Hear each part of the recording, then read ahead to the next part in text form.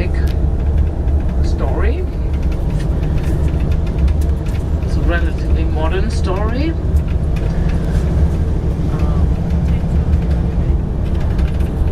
I don't know it. Actually, I never read it before, so let's just see how this story is. It's called The Patriotic Pony. Well, actually, that should give us a clue that this story can't be set in Iceland, because, as you know, there are no ponies to be found in Iceland. All our creatures are horses. But, well, anyhow, The Patriotic Pony. And now I have another tale of Icelandic mythology to tell. This particular Icelandic creature, the pony, is not very well known. In fact, less than 20 people know of her, but she does exist, for I have seen her. She is known as a patriotic pony, and she resides in the lava labyrinth. Why the lava labyrinth? Well, she went there as a matter of course, only to delightfully discover that I never want to leave this place. She's a patriotic pony. Oh yes, indeed. Never ever confuse her for a horse, not even half of one. She might get rather offended, and you don't want to get on this creature's bad side. For although a pony, and thus rather petite, it is said that she can grow in stature, and that she once did so, climbing all the way to the top of our highest mountain, where she stood 10 meters tall, and when for just those magical moments we could all hold our heads up high, having a peak more profound than those serious sweets. She strongly disliked horses. Who in their right mind doesn't? And would suspiciously believe that anything that didn't taste right must have had the spice of the horse added to it. That may sound ridiculous, and it probably is, but I wouldn't totally discount such claims, as the patriotic pony obviously has extremely good taste. Being so patriotic to Iceland didn't mean that she agreed with all that what Icelandic either. She wasn't at all fond of seals, or at least of seal studies, and thus the popular question, does it meet the patriotic pony's seal of approval, became a common phrase. Perhaps she was just rather slippery when wet. She also scoffed at the suggestion that there were only 13 Santa Clauses in Iceland, as was popularly known. Why there are 365 Santas, she would state, or 366 in an extra good year, for in Iceland every day is Christmas. That's quite a lot of sixes, but we are not talking about the devil here, if that's what you are thinking. The patriotic pony has a partner too, and though he mostly distances himself from her crimes of patriotism, he is just as proudly Icelandic as she is. It is said that he once soaked in the most bubbly and boiling of mud pools for days, and he would return there often, for like her, he hated to be confused with being anything other than Icelandic, and this was his way to ensure that he was not mistaken for being a serious Scandinavian. For to be called a Scandinavian is the ultimate offense to an Icelander. It would be like an American being called an Australian. Yes, really that bad. And to To explain how close these partners are, she managed to put up with this mud pool's madness, for as we all know, any creature that waded in its waters will smell of eggs. And once you have smelled that, you won't be eating scrambled, poached or boiled eggs ever again. Well, at least most of us won't. But not her, for she loves him for all that he is. $1 trillion bills or not, you know what I'm saying. In other words, no matter what. The pony's partner was known for his smirk-inducing humor also. "I'm wearing sulfuric acid by Calvin Klein," he declared with a defiance after another muddy bath. And as for why just he for her partner, well, it is sad that nobody was sure of what he wanted to be known as, pony or horse, and that nobody really knew his name either. And we won't mention it because it really wasn't very Icelandic. I mean, what name in Iceland would use only 2 letters? "You can use the other 24, he was known to say, and many Icelandic creatures and thingies would certainly take him up on most of that. And what is in a name really? What is in a name really? It is all about the creature itself, particularly if that happens to be an Icelandic waitress. Because in Iceland, one can be called anything. And I mean anything. I wouldn't be surprised to stumble across someone who was called Systrakaffi or even Susudio. That's actually pronounced Susudia. Put that on your coffee mug and drink it. Or on a t-shirt, or on a key ring, or on a fridge magnet. Just put your words on something that's fun. Because in Iceland we don't like paperwork. You know what I'm saying. So the patriotic pair were not very impressed with the Icelandic horse. And of its much admired 5 gates. Far too much extravagance. For the pony and her partner were known to split their meals, and how they got somewhere was of little importance, only that they did so. Well, if it added to the fun, then they were all for it.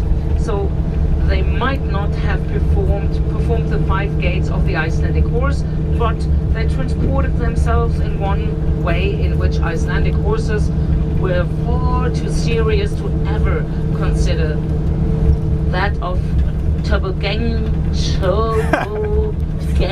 Yeah. Tobogganing. Splitting aside, discussions were raised about who should receive the credit for all that she had become. Naturally, her partner would put his hand up, and who on this planet who had been fortunate enough to encounter he would not be profoundly positively influenced. But nevertheless, her answer to any such suggestions would always be the smirk-inducing, "I'm born with it." And then there was the Icelandic Institute of Sports. It is said that they performed studies on the pony, though not strenuous ones like running half marathons. Only the most stupid of creatures would do that, to attempt to gain an understanding of just how such a creature would move about the labyrinth.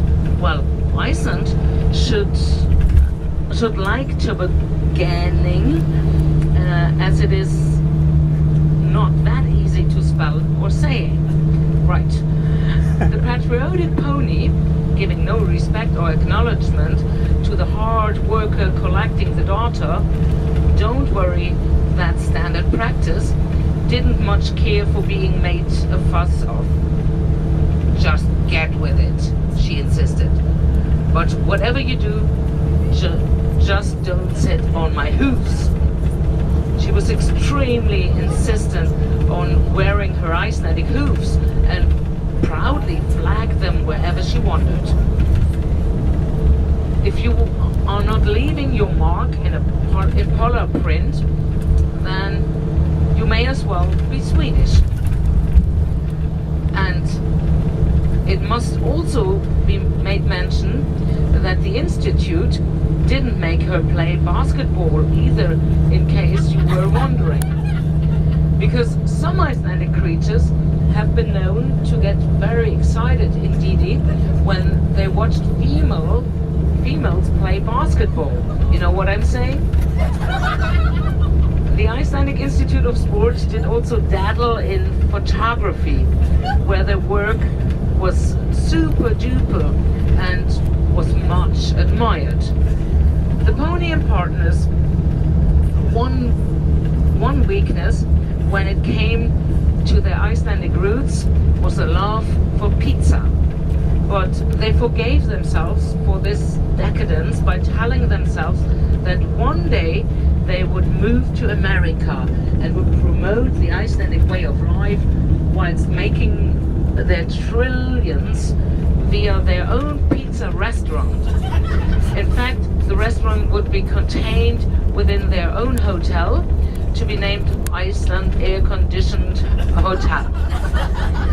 It would be just hotel. They weren't planning on a chain yet. And in this dream of theirs, they put together various slogans to promote their nation, such as, in Iceland, it is easy to twist an ankle, but don't worry, we've got plenty of ice so you can still get your rocks off. Holidays in Iceland, where we move fast but are never furious. Iceland, the Rocky Horror Picture Show, but without the horror and instead just stunning shocks. Soaking in warm waters amongst falling flakes and snow-capped mountains. That's the real McCoy. Every hour is happy hour, but there are some, particularly often in the early evening, that are even happier. Iceland, I compare you to a kiss from a rose on a seal. This one must have come from him. We don't have Niagara Falls, just Viagra Falls. We promise that our falls will make you feel excited and never old. No old fossils. I'm a seagull, for I drink in Iceland with my eyes. Iceland will make you feel and be highly smirk-inducing. We say thanks for making us as sharp as a tuck. Iceland leaves you feeling warm, but Iceland leaves you feeling warm, not cold. I promise that it will have you profoundly pointing out aloud, I feel like I'm in the desert more than once. Iceland, where you will be swept off your feet and where you are more likely to encounter a flying fox than an Arctic one. Our three-star hotels can give you what a 5-star never could. You know, a puffin can be very filling. Iceland, where tourism has increased over the course of the last 24 years as a result of the country having the world's greatest tour guide. Don't go chasing waterfalls, said no Icelanders ever. Last but not least was the phrase, Iceland, welcome to the jungle drum. were not sure which phrase was the best to choose for their official slogan, but as to whether these two would take the positivity of their Icelandic experiences and enrich the lives of others elsewhere who were less fortunate. There were no maybes about it, but back to the pony. She was all about authenticity. Oh Jesus, that's a tricky one. Authenticity. She was all about authenticity. She would choke on her meal whenever she realized that she was eating with Solex.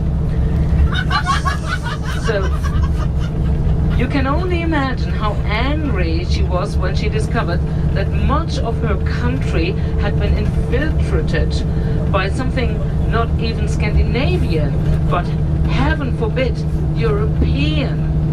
Bloody Belgians, she was heard to mutter over breakfast. She was wild with fury about the waffle, and that because her ultimate quest became her ultimate quest to wipe out the waffle. It is said that she even enticed some children to participate in her waffle machine destroying machines, particularly the type who make snow angels. Her partner would turn a blind eye during such proceedings and dream of his next hot spring and cold beer. And did he ever overheat? No, never at all, for he had the world's best air conditioner. And that's what being Icelandic truly is all about. And they both were snow cool. And there are no maybes about that either. Well, this is the end of this, well, very modern, brand new Icelandic tale.